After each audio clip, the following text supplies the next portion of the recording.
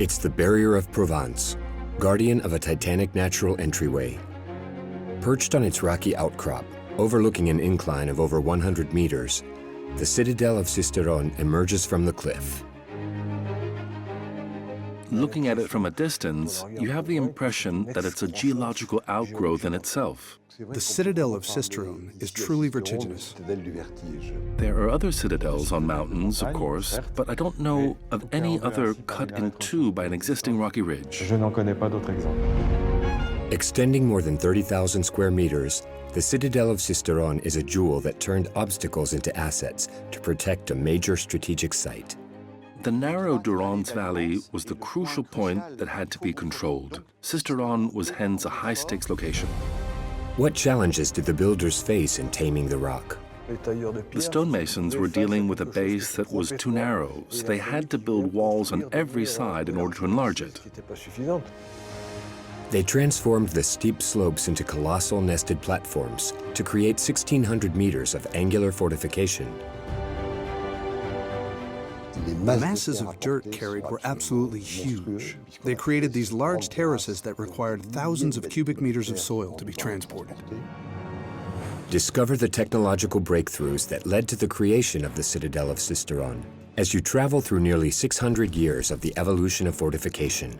From the high towers of the Middle Ages, clearly these beautiful vertical perimeter towers were ideal targets for artillery, to the improbable underground stairways of the 19th century. At a time when people worked with crowbars and black powder, it was already quite a feat to dig this type of staircase in the rock. By way of the colossal plans of the legendary Vauban and the bastions of the Renaissance. No matter where you attacked a stronghold, you were always under fire from several angles. By penetrating the many facets of the Citadel, we will discover a unique site where nature and man worked in concert to shape a marvel of military architecture.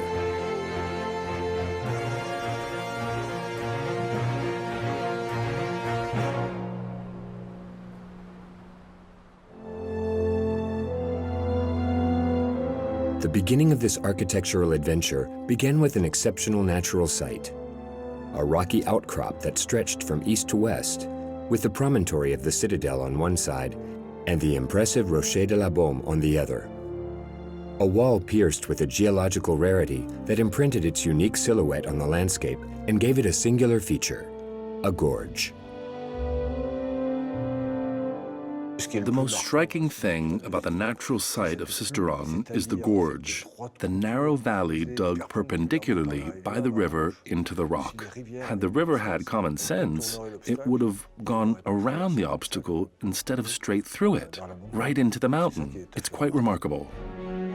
This breach was the most traversable access to connect two major territories, the Alps and Provence. It was indeed possible to get across by following the river. Barely a few dozen meters wide, this narrow passage was the site's first asset. It was a bottleneck for traffic coming from Provence, as well as from the Alps. It forced all the land trips, and therefore land trade, to pass through this location. The rocky ridge wasn't the only natural obstacle that cut the entire region in half. The other was the Durance itself, a dangerous and unpredictable river. Throughout its course, no bridge resisted. But once again, Sisteron was an exception. Many attempts to build bridges failed because when a torrent like the Durance overflows, the material at the bottom of the riverbed starts to move over several meters. It's not just water flowing on a bed of pebbles.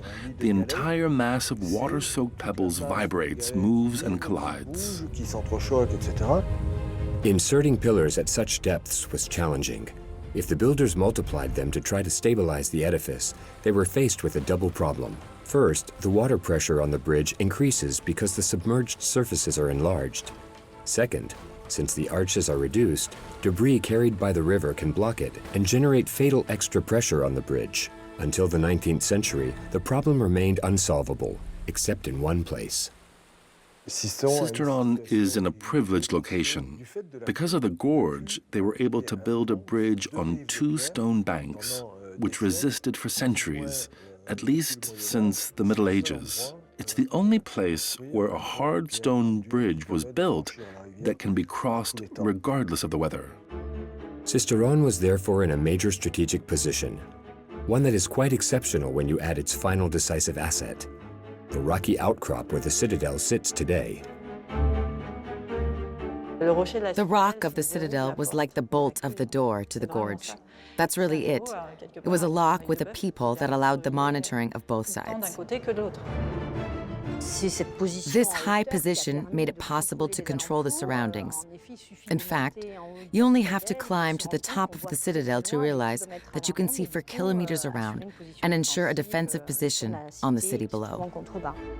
The city represented a commercial crossroads that had the power to completely shut down access to Provence at any time. The roots of the citadel were anchored in this strategic position, which the city had been growing since Roman times. Surprisingly, the importance of the ancient city was revealed by necropolises. More than the remains of everyday life, it was the discoveries of several mausoleums, some richly decorated, that brought valuable teachings to archaeologists. From these discoveries of necropolises, we could circumscribe the area that was reserved for the dead and that which was reserved for the living, because in Roman times, the city itself was a sacred space, the pomerium, and it was forbidden to cremate or bury anyone inside.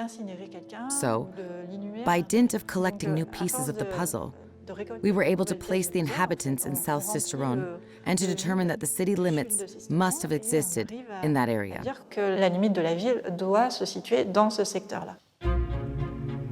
It was an extensive and important city, as evidenced by its presence on Roman maps.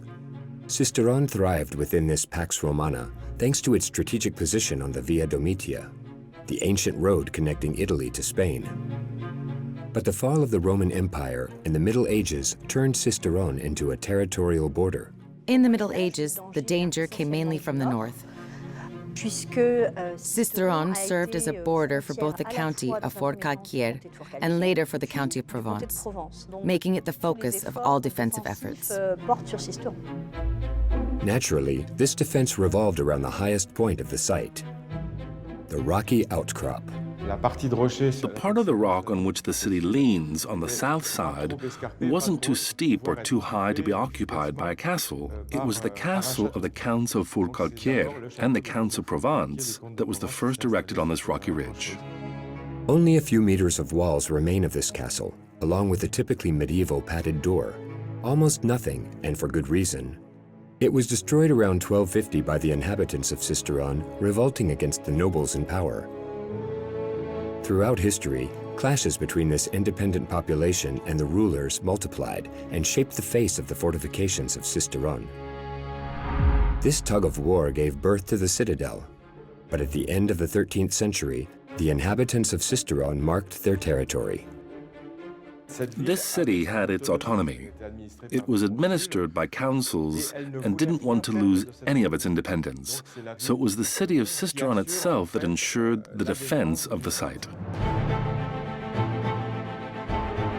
There was an urgent need to build a defense worthy of the name, as by the 14th century, danger was drawing closer. The 100 Years' War raged in the powerful neighboring kingdom of France. At the gates of the conflict, the entire county of Provence and its border town of Sisteron lived under the terrible threat of the mercenaries hired by the King of France to fight the British. The mercenaries, waging the 100 Years' War, were military art professionals, paid for their services. When they weren't fighting, these mercenaries needed resources, and in order to get them, they pillaged outside the Kingdom of France.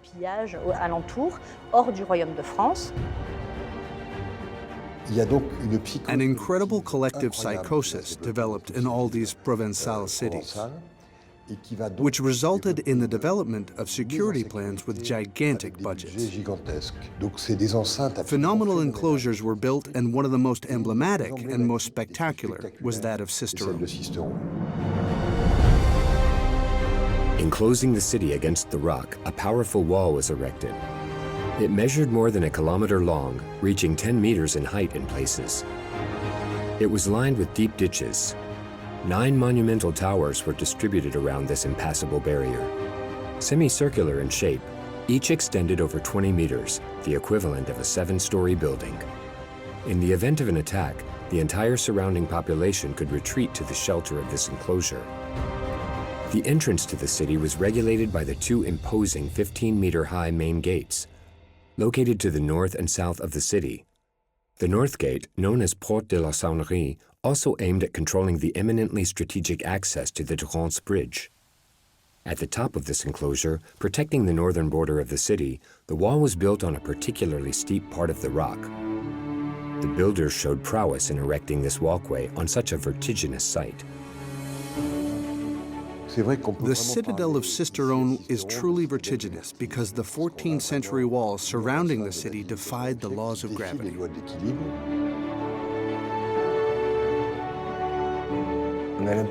Looking at it from a distance, it appears to be a geological outgrowth in and of itself. The reason they erected it like that, above the void, is because the limestone was very compact and solid, making it stable enough. Even with hard rock to support the structure, the challenge seemed colossal, because the rocky stop was irregular and narrowed at the top.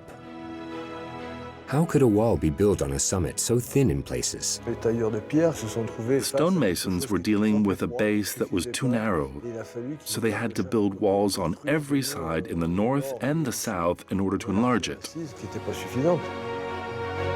The foundation of the walls was cut on both sides of the outcrop in the form of a staircase, so as to create perfectly horizontal steps on which to lay the first stones.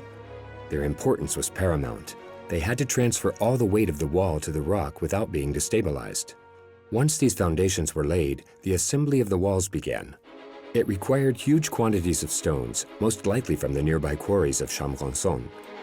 Another much more expected natural resource was also used extensively: wood. Construction sites required a lot of wood. Very large amounts of struts and scaffolding that were anchored into the rock. The idea was to create platforms to ensure the stability of the masons so they could mount the walls from the outside. The platforms were gradually raised as the wall was built several dozen meters above the void. The wall walk thus built is exceptional. For over 140 meters, it follows the winding route of the rocky stop. From the top of the promontory, one can see up to 150 kilometers away. At the end of this wall protecting the entrance to Provence, a large chapel was built at the same time. But its construction raises a question. Why did they decide to erect a religious building at the most strategic place of the site, from where they could monitor the bridge below? In any city encompassing a high point, such a place is always first occupied by a sanctuary. They magnified the place closest to the divinity, and it was therefore a preventative, protective measure to install a chapel on the highest point. It represented a very strong architectural sign in the landscape. On the Dauphiné side, before one could see the city or discover that a city even existed behind this rocky ridge, this large chapel and tower existed from the 14th century onward. But how did the builders manage to erect a church almost 10 meters wide on a ridge so narrow that it struggled to hold a 1-meter-thick rampart? It was impossible to use the same technique as for the wall walk. A closer look at the chapel, restored to its original shape in the 20th century, reveals that it's asymmetric. The walls on the south side are taller than on the north side. This clue explains the structure of the foundations. The chapel leans against the rocky spine, which itself has carried the wall of the city since the 14th century.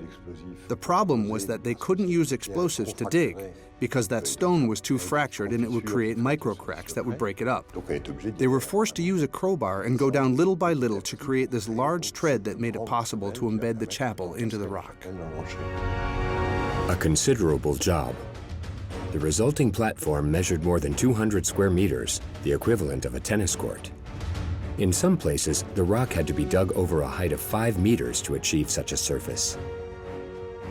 This explains why it doesn't have a window to the north, since they created this vaulted space that's anchored into the rocky spine.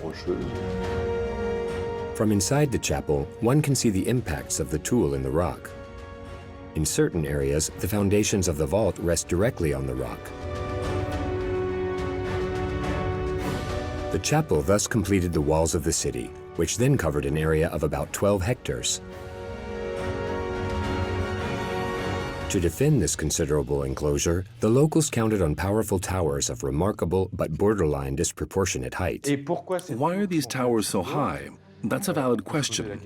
Was it really necessary?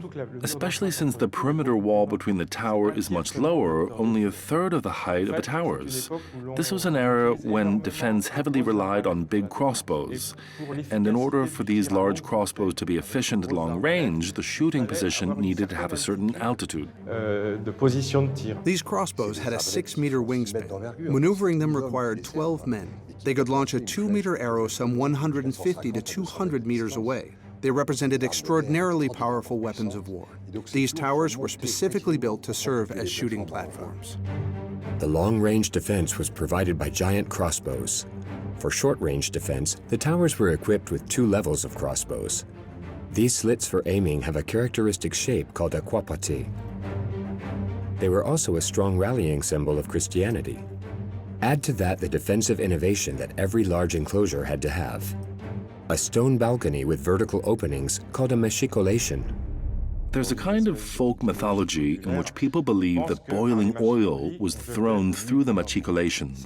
Of course, they didn't have the means to waste so much oil. It's a legend.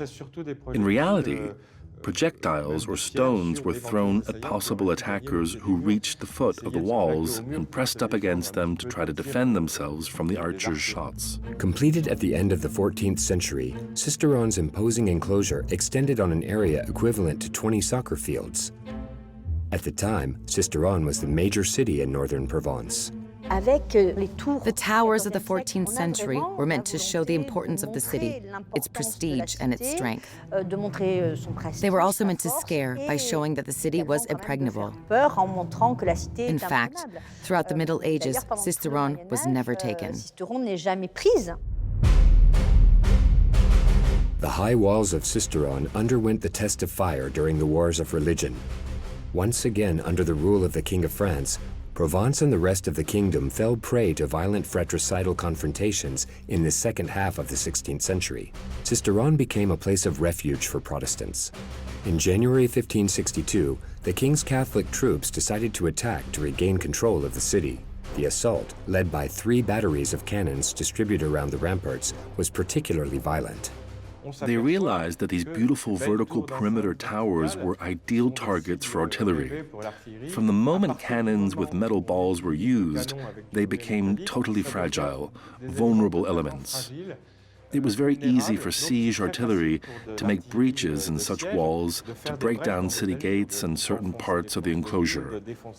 The height of the towers no longer served much purpose. This enclosure was obsolete from a defensive point of view. The Protestants did have a few cannons to fight back, but the platforms created 2 centuries earlier for crossbows couldn't support their weight. They were forced to find a makeshift solution.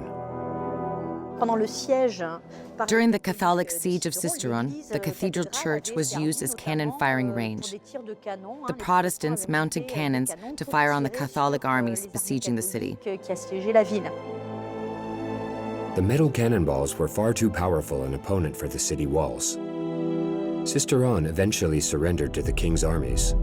Fractured and worn out, just like France, the defense of the city had to be completely revamped at the end of the Wars of Religion. The royal power imagined a new project that would allow it to establish its domination: the creation of a citadel. A citadel is a fort, so to speak, that controls a city and which is built on the outskirts, preferably on a high point, to typographically control the site as a whole, both outside and inside the city. It's an establishment that allows for permanent control. Straddled on the medieval walls of the city on either side of the wall walk, such a citadel could house a permanent garrison while remaining independent of the city. The king would have on hand the strike force necessary to protect the city, but also to prevent any rebellion. In the aftermath of the Protestant insurrection, this solution seemed ideal. You can clearly see the symbolic aspect of this construction. At the same time the citadel was built, the royal power asserted itself. This was the construction of France. The king built his citadel to really implant his power, leaving no choice to the local power other than submit. But the most difficult thing remained: to tackle the many construction challenges one by one and transform this project into a real fortress and honor the will of the king. As a symbol of this seizure of power, in 1589 the chapel became the starting point of the Citadel project. Notre-Dame de Château was deconsecrated and converted into a military building. 2 floors of 3 rooms each saw the day. The building then housed the highest authority of the Citadel, the King's Lieutenant. To access these new rooms, an entrance on the side of the building had to be created.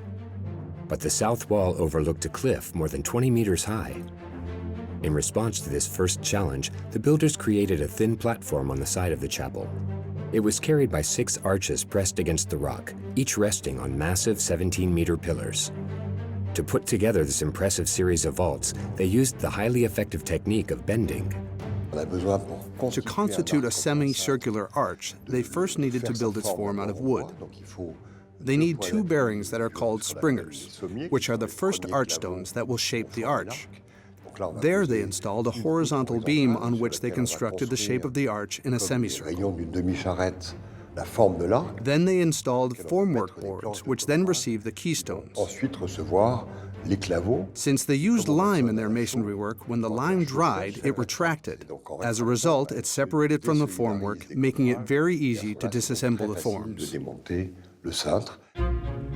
The builders did the same to widen the wall walk.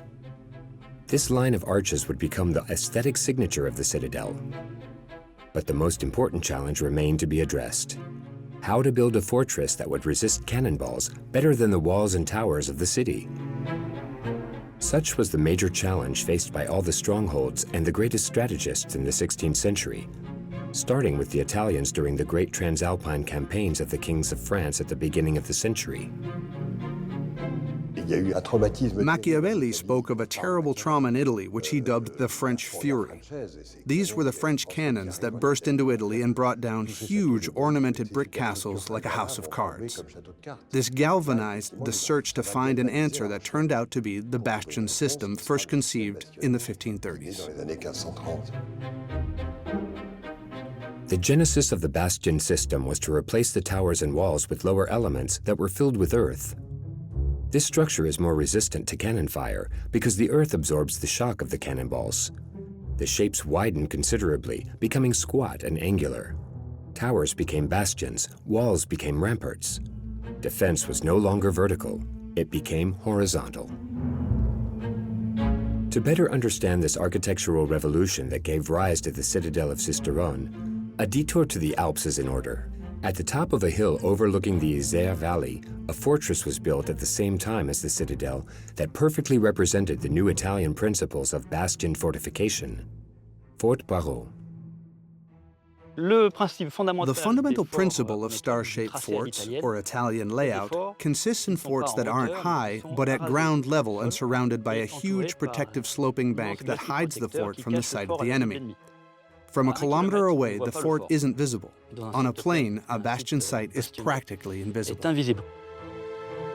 The fort was protected by a wide moat and a gentle slope called the glacis, so that the ramparts couldn't be hit directly by enemy fire. This also made it possible to shoot horizontally to repel the attackers as far away as possible.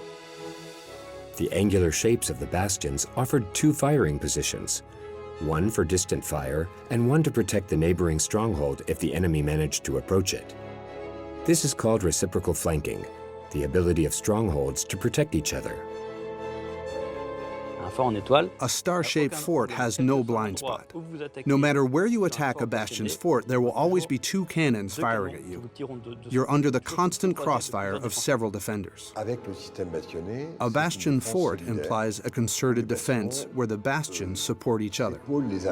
Hence the reason why the engineers of the Renaissance insisted on the fact that a fortress was like a human body. The pentagon with a head and four members represented the solidarity of all these members in the collective defense. A worthy representative of the Italian school at the origin of bastion forms, engineer Ercole Negro realized an almost ideal layout in Barreau, barely constrained by the somewhat elongated shape of the site. In Sisteron, the task seemed much more complex for French engineer Sisteron Citadel, most likely a student of Ercole Negro. While his master had a hill he could shape as he pleased, Sarrazin had to deal with a real mountain that needed to be tamed. You couldn't have the same star shape in Sisteron because the site was on a rocky outcrop, which obviously forces to build on the very shape of that outcrop. They needed to set up bastions, which is very hard to do on a constraining site such as that of the Citadel, especially with this rocky ridge that they chose to envelop with enclosure. The outer layout of the Citadel covered an area of more than 3 hectares, the equivalent of 5 soccer fields. In the southern part facing the city, Sarrazin managed to handle the terrain and established 2 bastions that could protect each other. The northern part, located on the other side of the rocky ridge, also featured 2 bastions that faced each other. What's quite magnificent and a show of intelligence and brilliant architecture is that he managed to design bastions that were perfectly flanked on such a constrained area. Sarrazin planned the layout in such a way that each area surrounding the citadel would be protected. Should the enemy manage to approach at the foot of the ramparts, they would likely have no blind spot to hide.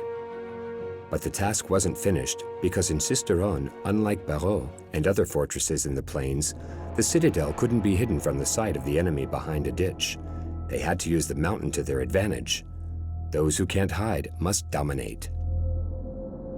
On the city side in the steep slope, Sarrazin therefore planned to build stacked platforms leading to the top of the citadel. There were potentially 3 levels of the Citadel of Sisteron on which they could set up artillery batteries overlapping each other. Thanks to these ever higher firing positions, they could shoot farther, thus pushing back the enemy to distances where their guns would no longer be effective. Defense turned into offense. But how to build such terraces on a slope so steep that it climbs the equivalent of a 15-story building in just 100 meters? First, they had to dig the rock to create a flat base to raise the walls. They were composed of 2 layers of stone separated by a looser layer to better absorb the impact of the cannonballs. The walls measured an impressive 2.5 meters wide and were inclined to prevent them from collapsing due to the thrust of the soil they held. Every 5 meters, they were consolidated on the inner side by powerful buttresses. Every 5 buttresses, a breach was left in the rampart in order to carry the earth that would form the platform. The main problem of a site like this one is finding soil. The masses of dirt carried were absolutely huge. They created these large terraces that required thousands of cubic meters of soil to be transported. They couldn't take sand from the Durance since it was too volatile. They needed loose soil, cropland, so it was taken from the agricultural plain. The other construction issue was drainage. In the mountains, the water that seeps in can freeze, creating fatal damage to the construction. The base of the walls was therefore pierced with openings called weepholes in order to evacuate as much water as possible. The geological nature of the rock also proved to be a valuable ally. In the case of the Citadel of Sisteron, it helped that the layers were vertical, that the limestone was a bit fractured, and that the interbeds between the layers and the fractures of layers themselves were like natural drains that led the water deep down. They used a geological phenomenon to their advantage. Started in 1589, the construction lasted more than 20 years. Engineers Raymond and Jean de Bonfont led the majority of the work and created a citadel faithful to Sarrazin's idea. a citadel of impressive proportions and complex shapes. And yet, perhaps the most remarkable result of this construction could surprisingly be revealed by a simple bubble level. One of the successes of the military engineers of the 16th and early 17th centuries who built Sisteron on an extremely chaotic site is the horizontal leveling of the main bastioned fronts. There's not a single bastion that's significantly lower than the others. In order for the two bastions on the same platform to effectively protect each other, they had to be built at the same height. If one stronghold was higher than the other, then in the event of an enemy attack, the aggressors would be safe from cannon fire that would pass over their heads. The perfect horizontality of each platform was therefore essential to an efficient defense.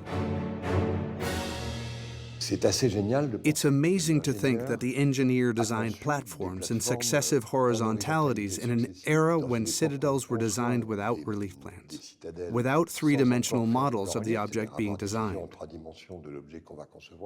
It's a major example of adaptation to the terrain with a great economy of means.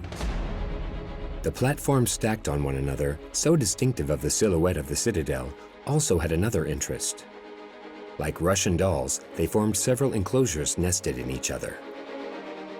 In Sisteron, there was a layering of enclosures that also constituted an entrenchment of these enclosures in relation to one another. If the enemy got a foothold in the first enclosure, the second enclosure could always defend itself, followed by the shooters on the rocky ridge itself who could fire from up high.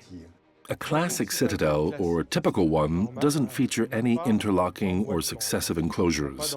There's just a single enclosure with bastion fronts, which is as regular as possible. So Sisteron is very original in that sense. This was a rarity for a bastion citadel, which at first glance seemed to be an additional asset, for even if the enemy managed to enter, the site would not be totally lost. It may have had a defensive interest, but it was an outrageous fragmentation of traffic that complicated the defense, because each time they had to open numerous bridges. That could handicap the enemy, but also the internal circulation of the defensive forces. Efficient traffic was crucial to bastion fortresses, as they were often under-equipped in terms of cannons. Not all firing positions were constantly occupied by artillery, so they had to move these guns, each weighing nearly 1.5 tons. The stairs and doors leading to the successive enclosures would become insurmountable obstacles. There was another obstacle to the free movement of men and cannons: the rocky ridge itself, on which the wall walk sits. The very particular rocky ridge which cuts the citadel in two seems to be a constraint at first. Why did they build two partition parts? It was impractical, but it was also an advantage. How? Precisely because the northern part could be completely independent defensively, especially from access through the city, and the city was totally unaware of what was happening on the north side. For a citadel to work, it had to be a getaway, meaning both a door to the city, but also, and above all, a door to the countryside, which allowed, unbeknownst to the city, to bring troops in or even flee if necessary. In Sisteron, this central rocky backbone was the perfect reflection of this dichotomy between a city side and a countryside. A two-sided fortress. This was the very essence of what led the royal power to create the citadel. To protect the city, certainly, but also to monitor it in the event of an insurrection, as during the Wars of Religion. Nevertheless, they needed to be able to go from one side of the citadel to the other. Two openings were therefore created through the rocky ridge. The first, originally designed to be a simple gun port, was located at the end of the wall walk. It was pierced in the thinnest part of the ridge. The larger other opening was located in the center of the ridge and particularly difficult to achieve. A 20-meter-long staircase was dug into the rock. It led to a platform defending the passage. This work, called a tambour, was not of crucial importance to the defense. However, engineer Jean de Bonfons insisted on perfectionism to the point of giving it perfect angular lines characteristic of bastioned fortification. You can't reduce the interpretation of the Citadel of Sisteron to a strictly functionalist, rationalist spirit. There was always a dimension of prestige and an aesthetic one as well. At that time, engineers were also architects, and they were concerned with harmony, balance, and shape aesthetics. For example, the small gatehouse or watchtowers featured at the tip of the bastions. There's one at the Citadel of Sisteron that's very beautiful, polygonal, and entirely made of cut stone. It was completely useless to take such care in achieving it, but it's part of a component of which they never lost sight, namely that their works had to be strong and beautiful.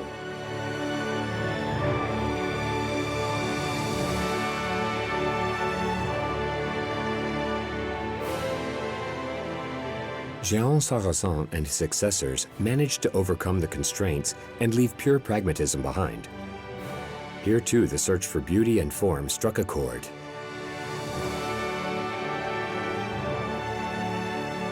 The citadel finally seemed ready. Henry IV is said to have declared that it was the most powerful fortress in his kingdom. However, less than 100 years later, another great man scrutinized it with a critical eye to try to put his mark on it. Vauban, Louis XIV's famous Commissioner General of Fortifications.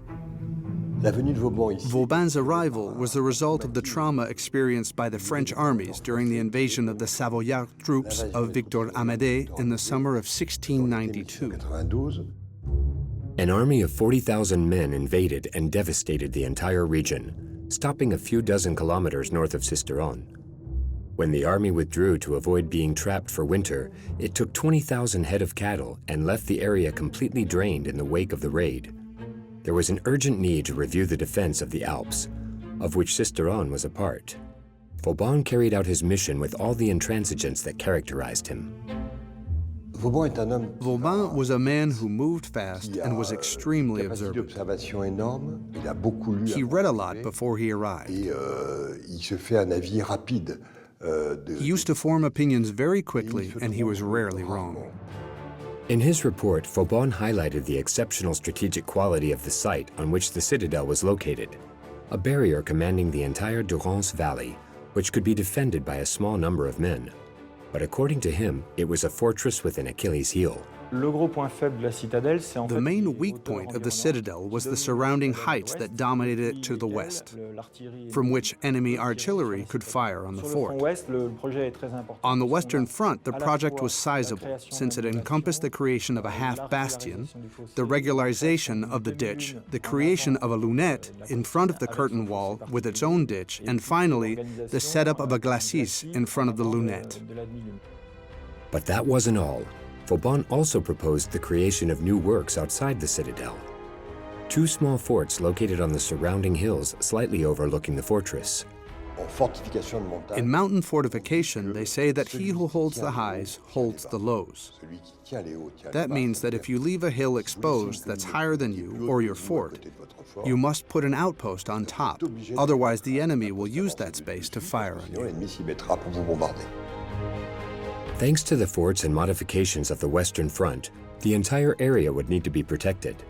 But this project was colossal. The lunette was a structure that needed to accommodate cannons in order to protect the first rampart of the citadel. It was therefore essential for it to be perfectly horizontal. However, the natural slope was very steep here, creating a problematic difference in altitude. Considerable amounts of soil would have to be moved to create a glacis that resolved this difference in altitude and protected the lunette. The entire hill had to be moved. This was just one of the problems that undermined the project. All of Vauban's proposals fell on deaf ears, because he made his assessment so quickly that he didn't realize how hard the rock was that needed to be moved, which would have made the costs of that isolating ditch prohibitively high.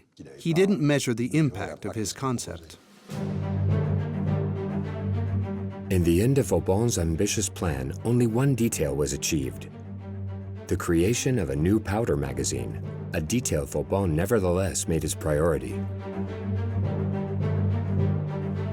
The powders were previously stored in a small room in the middle of the citadel, an absolute hearsay considering the damage an explosion would have caused. The powder magazine had to be in an area of the citadel where there were no barracks for troops that would have been vulnerable in the event of an explosion. That's why Vauban proposed placing it in the most central part of the northern enclosure that hadn't yet been built up.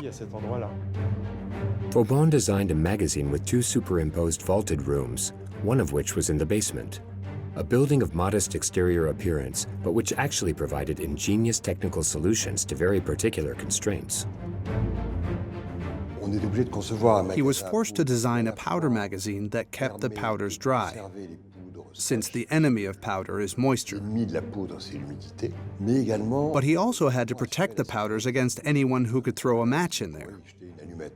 So they needed very thick walls and ventilation. That was the contradiction. To ensure safe ventilation, Vauban decided on baffle vents, which only allowed air to pass through. The walls were more than 2.6 meters thick. The much thinner vaults were built of bricks, so that in the event of an explosion, the blast would travel vertically and not horizontally in order to limit the damage. Following Vauban's passage in 1692, many military engineers proposed modifications to the citadel throughout the 18th century. Constantly postponed for lack of resources, none of these projects ever saw the light of day. The Citadel of Sisteron lost its importance in the 18th century because the defense was moved farther upstream of the Durance Valley. The minute an area found itself far from the border, as the border eventually moved, they stopped modernizing it since its purpose was diminished. If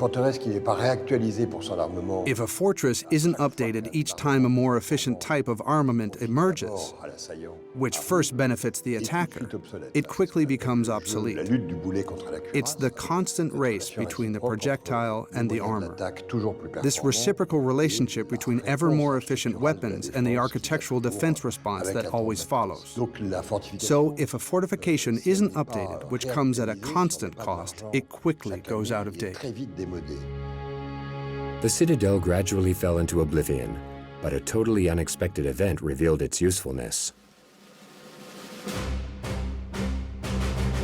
On March 1, 1815, Napoleon landed in Provence from his forced exile from Elba, which he had left in secret a few days earlier.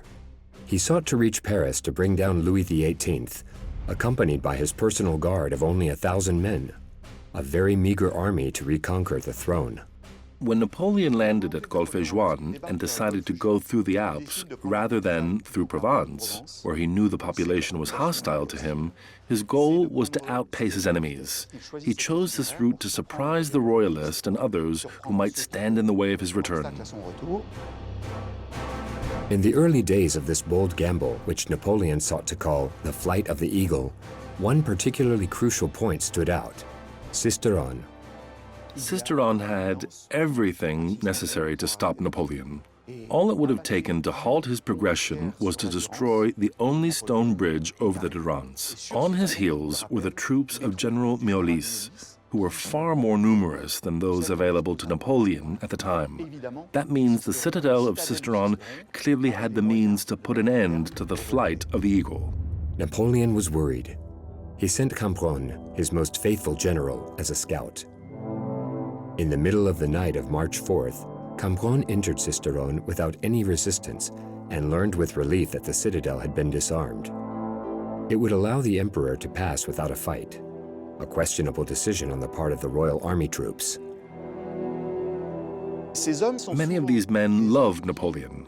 They were torn between the relatively new oath they had sworn to the king less than a year before and the weight of the remembrance and attachment some of them had felt for Napoleon for over 20 years. L'attachement qu'ils ont pu concevoir pour Napoléon depuis, pour certains, plus de 20 ans. Napoleon's stopover in Sisteron highlighted the strategic nature of the site. The historical context of the 19th century made it even more important.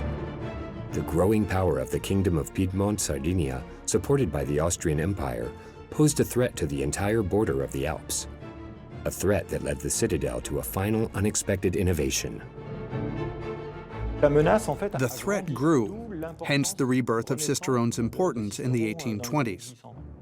The important point of Sisteron's position was the bridge over the Durance.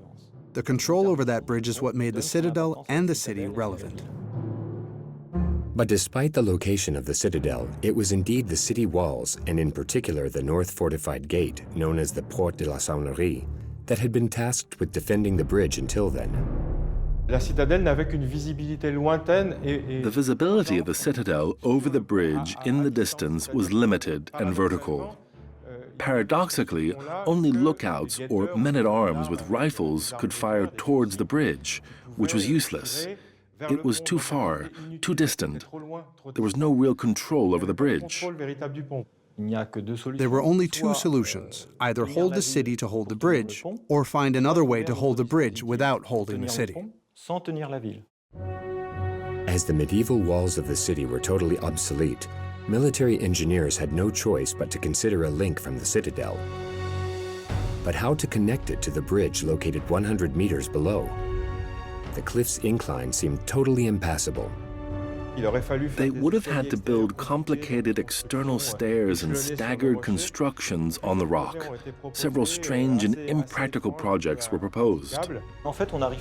They couldn't find a project that solved two problems: the connection between the citadel and the Porte de la Saunerie, as well as the protection of the staircase, which was under direct fire from the height of La Baume on the other side of the Durance. The answer provided by the military engineers seemed unlikely: to dig an underground staircase through the rocky ridge starting from the Bastion de la Tourance, located below the chapel, to the edge of the bridge 60 meters below, a difference in altitude equivalent to the first floor of the Eiffel Tower. The digging of an underground staircase between the citadel and the Porte de la Saunerie appeared to be a colossal job. But in fact, it was the only military solution for creating a protective passage that couldn't be destroyed from the heights of La Baume. It was wide yet narrow enough that they could drill openings to illuminate the staircase. It was really a tunneler's job, dug right into the rock. Work began at the highest point in 1841. The section of the tunnel measured 3 meters, meaning that few men could work simultaneously. According to a report from that year, approximately 1 meter was dug by 2 men every 12 days. At a time when they were still using crowbars and black powder, digging this type of staircase in the rock was no small feat. It takes more energy to dig in hard rock, but the finished work is of better quality since it stays in place. No masonry is required for the vault to stand alone. The tunnel was finally completed in 1844. It required 3 years of work. Around the same time, the amenities of the citadel were significantly revamped. New drawbridges were installed.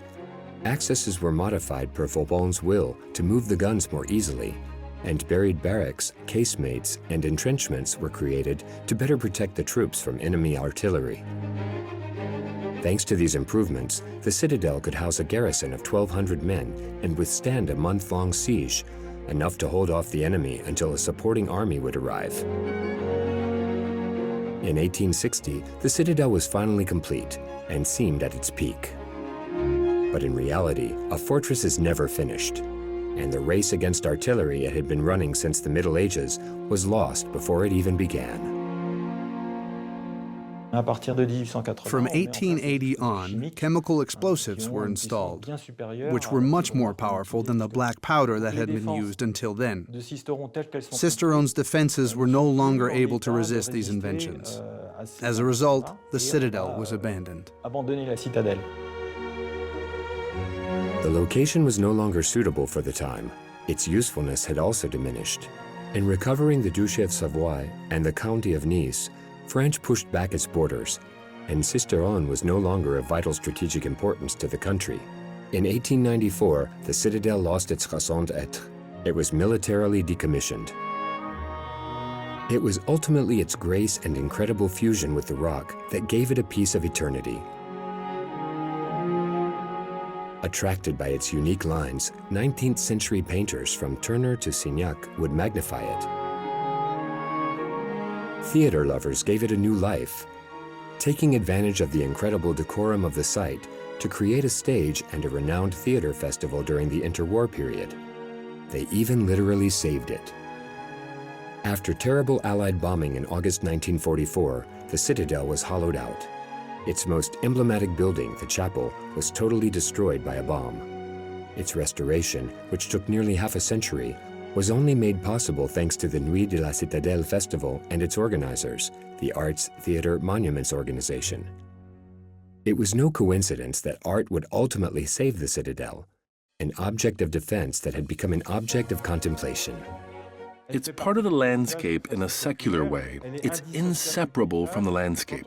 When you arrive in Sisteron, you see the silhouette with the chapel keep and the belfry. And on the south side, these large arcades that support the chapel, which contribute to its aesthetic, along with the arcades of the surrounding wall on the left. It's an object of reverence, respect, and admiration on the part of visitors and the inhabitants of the city. It continues to exist as an historical monument and cultural landmark. Survivor of the tumults of history, the Citadel of Sisteron is an unalterable lookout, much like the promontory it has occupied for so many centuries, an architectural link that unites the time of men and that of rocks.